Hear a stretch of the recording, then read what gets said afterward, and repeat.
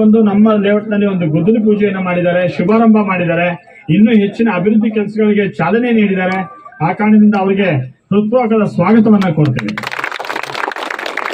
ಇನ್ನು ಸ್ಥಳೀಯ ಮುಖಂಡರು ನಮ್ಮ ಶಿವಣ್ಣವ್ರು ಇರ್ಬೋದು, ಪ್ರಕಾಶ್ ಅವರು ಇರ್ಬೋದು, ಮತ್ತೆ ನಮ್ಮ ಸದಣ್ಣ ಇರ್ಬೋದು, ಹೀಗೆ ಆರ್ ಎಸ್ ಶ್ರೀನಿವಾಸರು ಅವರು ಸಹ ನಮಗೆ ಬೆನ್ನೆಲುಬಾಗಿ ಯಾವಾಗಲೂ ನಮ್ಮ ಜೊತೆ ನಿಂತು ನಮಗೆಲ್ಲ ಸಹಕಾರ ಕೊಡ್ತಿದ್ರು. ಅವರು ಸಹ ಇವತ್ತು ಈ ನಮ್ಮ ವೇದಿಕೆ ಮೇಲಿದ್ದಾರೆ. ಮತ್ತು ಇನ್ನೆಲ್ಲ ಸ್ಥಳೀಯ ಮುಖಂಡರಿಗೂ ಸಹ ಹಾರ್ದಿಕವಾದ ಸ್ವಾಗತವನ್ನ ಕೋರ್ತೇನೆ. ಇನ್ನು ನಾವು ಮೊದಲೇಬಾರ್ದು, ಇವತ್ತು ಅವರೇ ಚಾಲನೆ ಕೊಡಬೇಕಾದ್ರು BWSSB ಅಧಿಕಾರಿಗಳು ನಮ್ಮ ಜೊತೆ ಇದ್ದಾರೆ.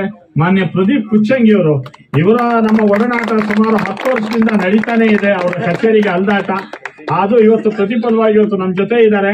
ಅವ್ರಿಗೂ ಸಹ ನಾನು ಸ್ವಾಗತವನ್ನು.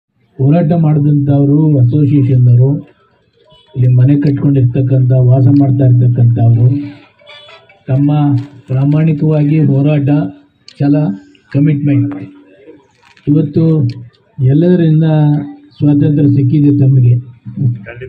ಎಲ್ಲೋದ್ರೂ ಕೋರ್ಟು ಅದು ಇದು ಮತ್ತೊಂದು ಎಲ್ಲ ಮುಕ್ತಿಯಿಂದ ಇವತ್ತು ಕಾವೇರಿ 5th ಸ್ಟೇಜ್ ನೀರು ತರ್ತಕ್ಕಂಥದ್ದಕ್ಕೆ ಪ್ರಮುಖ ಪಾತ್ರ ವಹಿಸಿದಂಥವರು ನಮ್ಮ ಅಸೋಸಿಯೇಷನ್.